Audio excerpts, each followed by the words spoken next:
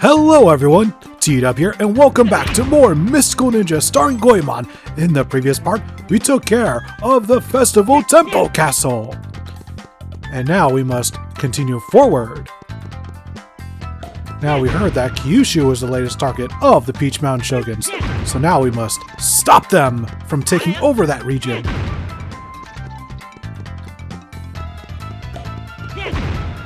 Also, this might be the most edited part in the whole playthrough because I took off about 10 minutes of footage here of just useless backtracking.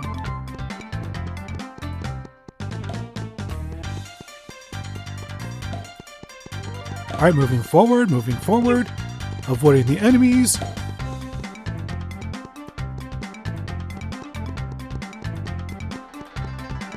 And the area we're about to go to is one we'll only visit once. And only once. This is now the third area in the game without music. I believe it's also the final one. But oh, we do get some music! Oh look, it's Omitsu! Now, prior to this moment, if you had gone to Oedo Town and into their restaurant that's in there, you could see Omitsu there. Now, Mitsu throughout the series is basically Goemon's girlfriend. Depending on the entry, how serious they are, you know, sometimes it's like, ooh, she's the most popular girl in town, and sometimes she's just Goemon's girlfriend. It really depends, I think.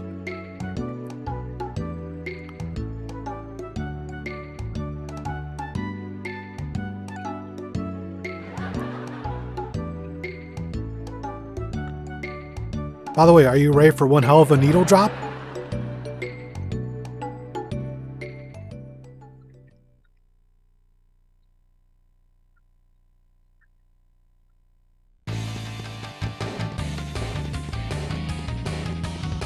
Yeah, this goes hard.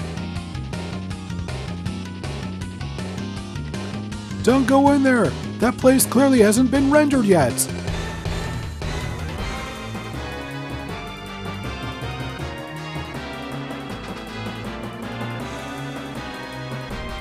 Ooh, there's a hologram type dealie forming around it, and oh, that's no good. That is no good. I'll go so far as to say this is bad.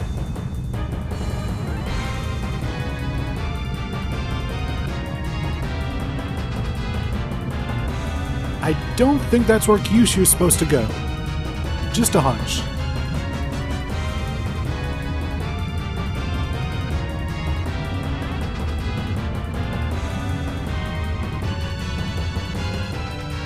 Well, this is most inconvenient.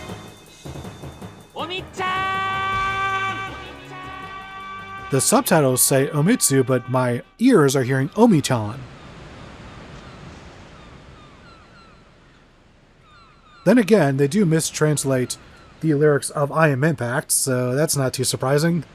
Once again, just a symptom of localization in the 90s.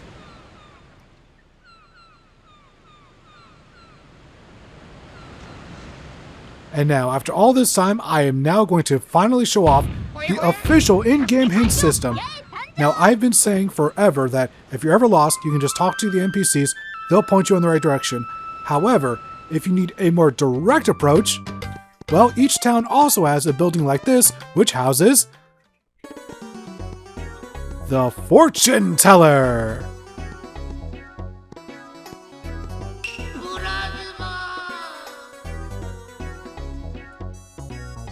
Every Goemon fan knows the Purazuma phrase. Basically just built into their brains at this point. Especially if you've been playing this game for as long as I have. Like, you just have that it is burned into your brain. The Purazuma!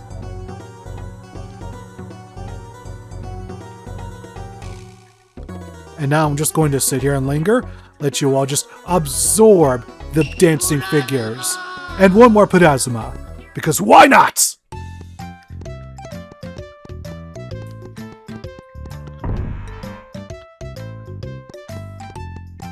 Now then, we must return to Goemon's home, at least his home apartment area, By the way, one thing I forgot to show off is the fact that after completing the transformed Oedo Castle, the Lord and Princess Yuki move into Goemon's home. I can't believe I forgot to show that off!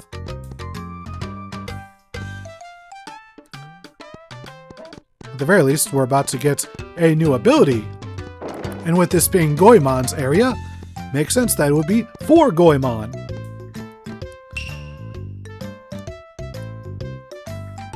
Yes, going to build those muscles, going to pump you up.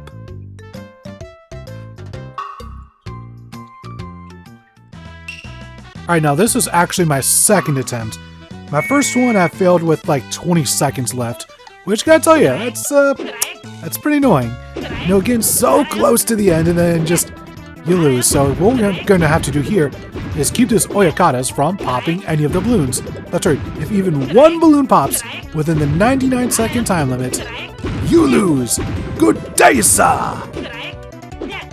So for first-time players, this could be extremely aggravating. Especially because, you know, there's not really any hints on how to beat this game. Within this game, the only thing you can really do is just experiment with different techniques. And the one I'm using seems to be working pretty well, although that one got a bit too close for comfort, I'll say. Ugh. Ugh.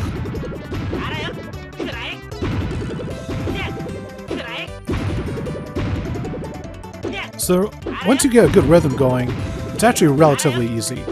I would say the first 20 to 30 seconds are the most difficult in this game. After that, you should be relatively fine, as long as you don't screw up like I did in my previous run. Thank goodness for editing, because you do not want to sit through multiple attempts at this. I feel like that would just be annoying. Then it would just be not nearly as fun, maybe? I don't know. Maybe that's just me. That's the inner editor in me. Someone who's been editing videos on YouTube since 2007.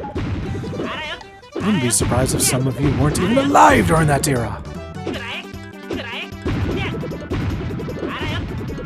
And with that, we win! Just you wait and see what this ability is. If you have never played this game, then don't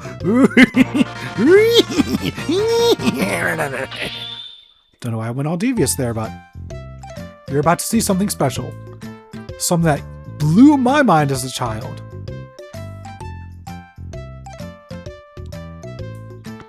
So yeah, we had double strength, but also we take double damage. Sort of a double-edged sword type of dealie.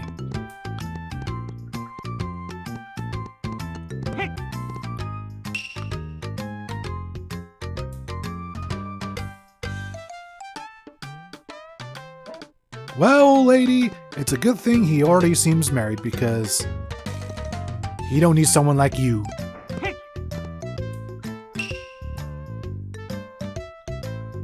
And once again, I really do like the fact that characters in this game have updated dialogue as events transpire. That wasn't something that was always common back in the day. You know, it wouldn't be all that rare to find a game where dialogue is just completely static. The character just has one line, and that's it. There's the rice balls that can instantly refill your health should you die. You go over here, and you can find armor. Now a helmet, well, or a hat, will protect you from projectiles, whereas that raincoat, or silver or gold armor, that'll protect you from melee attacks. You're going to want those for the upcoming dungeon or castle.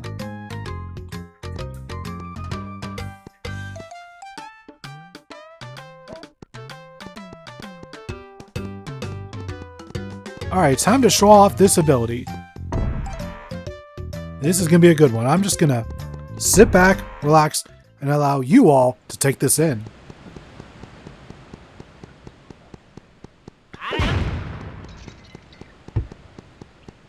Any second now. I do feel that was a bit unnecessary.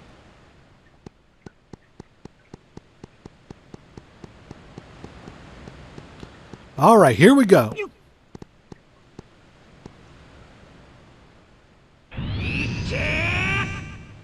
That's right, Super Saiyan, baby! Kind of a miracle that Toei didn't sue them, but who knows? Maybe Konami was making Dragon Ball games at the time.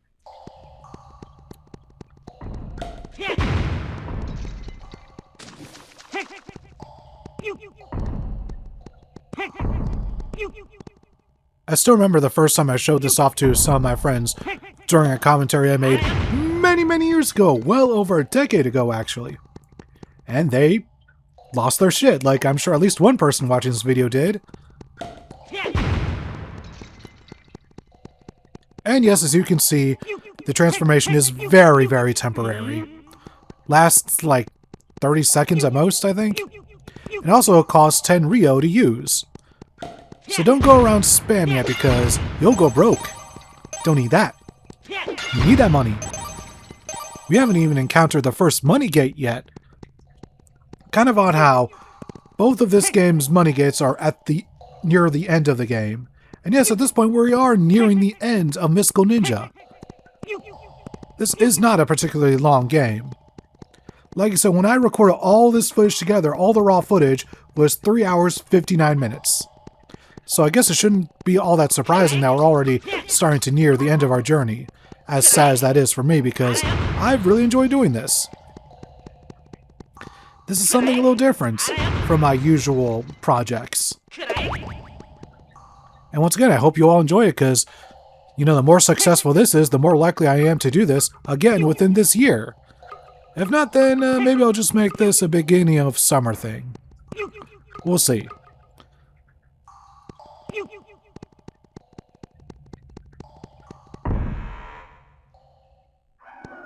And this is now area number 4 with no music. How can I forget this? I literally just edited this video.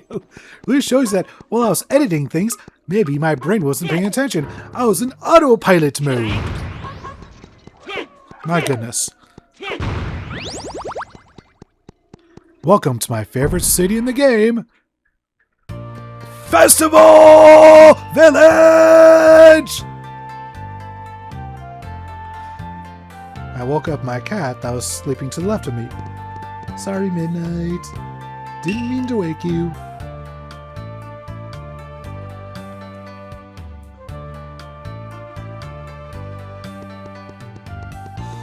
And once again, like, the skybox is perfect, giving off that perfect night feeling. And the fact that this is a city at night with a snow theme, it's like it was made for me, man. Like, in video games, I love snowy towns. I love towns set at night. This is perfect. This is literally made for me. Me specifically. Also, this entire area right here, the shopping district, completely optional. If you're only going on the critical path, you can avoid this area completely, which is insane.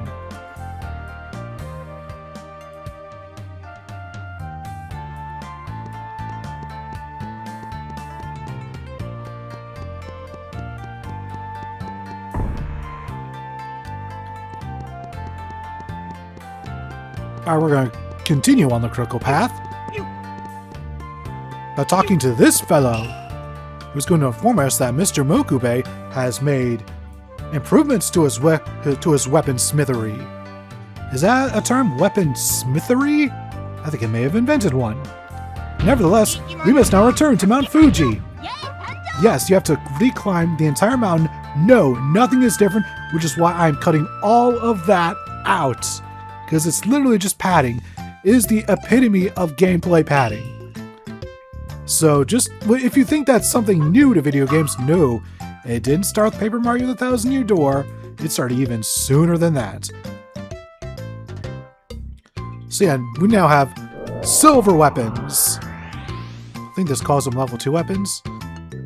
I can't remember. Yes, level 2 weapons. Although they do have more of a silver appearance.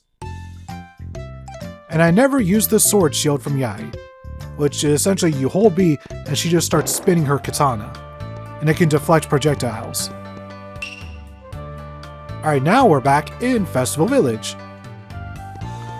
So the fact that you have to go to Festival Village and then back from Festival Village all the way to Mount Fuji. It's a good thing that I had that tea house, coffee house, whatever you want to call it, area by Mount Fuji visited. Because by visiting it, I was able to fast travel to that place. But still having to reclimb Mount Fuji with no differences, they couldn't even put up harder enemies for the player, just so it's not the exact same thing. Oh boy. Anyways, this is Mount Fear. And you're about to see what I think is the most hilarious cutscene.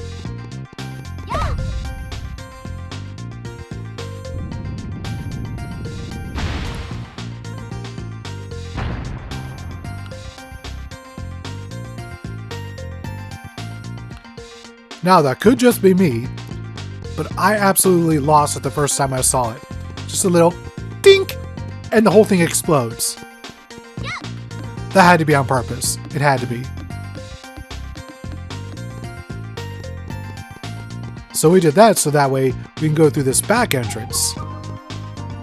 And this is also another song that just, oh, it's so goddamn good.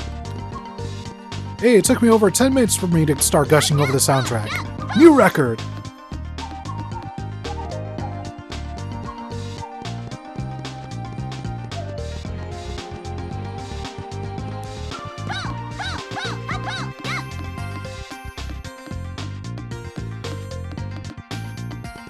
Now, the main reason we're going up here is to visit the Witch of the Mountain. Because she is going to help us with even more guidance. It's rare, we have a fortune teller who can help us, but we also need a witch to help us with guidance. Starting to get some mixed signals here, game. And this is our first money gate. I guess technically the fortune teller was the first one, but there's no reason you shouldn't have at least 10 Rio in your inventory. Come on. Come on. This one, though, much more expensive than that. And it's only the second most expensive money gates in the game. The first one, ooh, that's coming right at the end of the game. And oh boy, it's gonna hit ya.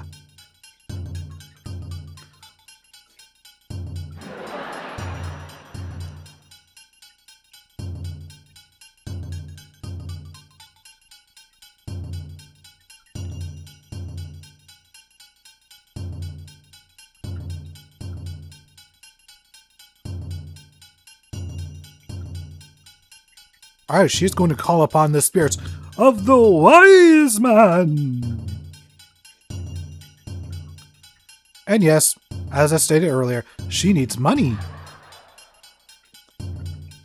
See, 300, that's not bad. Just wait until the next one. Next one, that's gonna be a tough one. If you haven't been money grinding. I think this is the first game I ever played where that was a thing.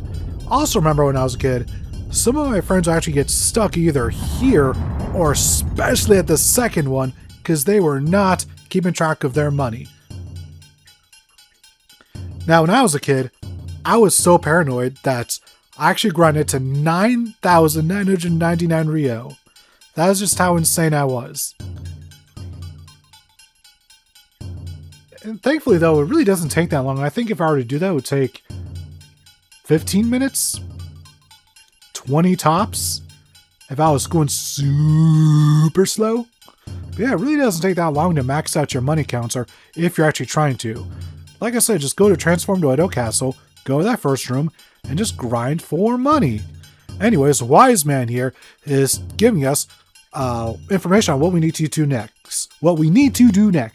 Get the 4 miracle items, bring it to the altar, and then go into outer space to fight the enemies.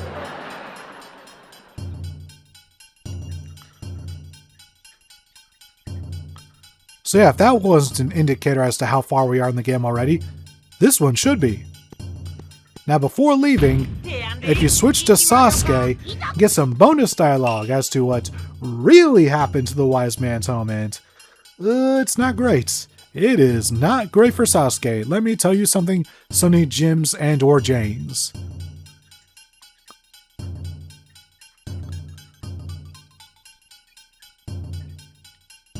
You know, I think there is something to be said about games that can be finished within a decent time limit. Like, I don't think everything needs to be 20, 30 hours long. It all really depends on what kind of game you're making. Like, if you're making a large, sprawling, open-world RPG, then yeah, something like Final Fantasy VII Rebirth, you expect that to be like 20, 30, 40 hours. However, something like this, yeah, you can expect a game like this, you know, to take first-time players 7, 8 hours to finish. And of course, first-time completionists probably take twice as long because some of the fortune dolls can be hidden pretty well. Now, the main reason we're going back to the first entrance of Festival Village is to gain Yae's new ability. She is the final... No, she's not the second to last one to get a new ability. She was the second to last party member, and also the second to last to receive an ability.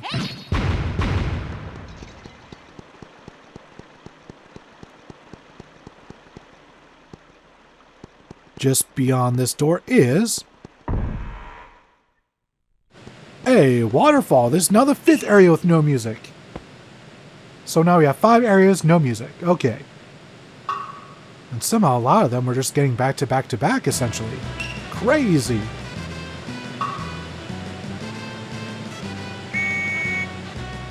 Wait, was there music in that cave? I was not paying attention. I was lost in my own head. Anyways, what we want to do here is just mash the A button, get up the waterfall, avoid the Oyakatas, and you'll be golden. This one used to give me a lot of trouble as a kid because I wasn't as good at button mashing as I am now.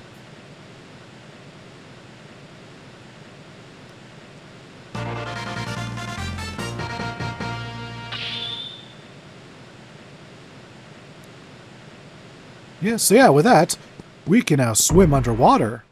And I'm going to show that ability rather quickly here at Festival Village.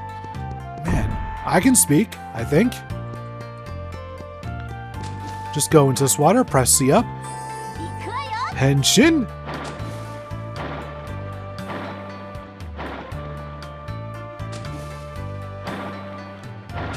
If you go through here, you can get a fortune doll, as well as finding a hidden shop. I don't know how well their business is, considering that you need to be a great swimmer in order to reach it.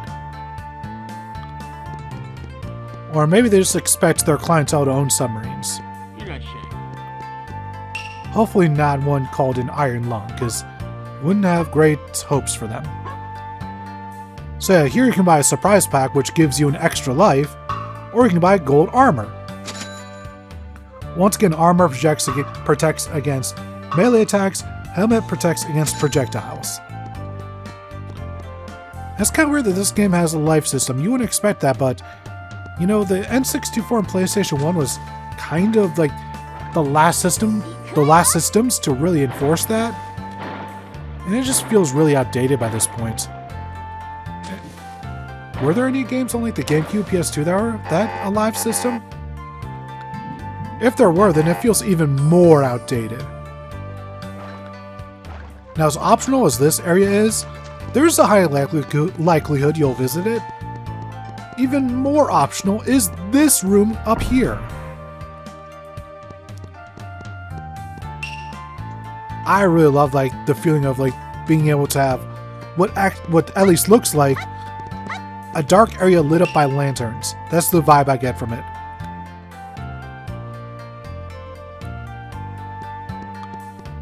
And if you go up here, you can see a guy in charge of the taiko drum.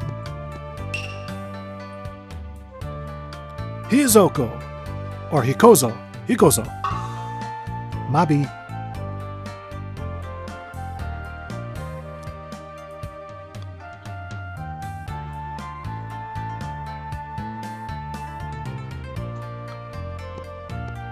Okay, the whole being afraid of heights thing kind of comes out of nowhere, because they really should have ended the dialogue at the dog part.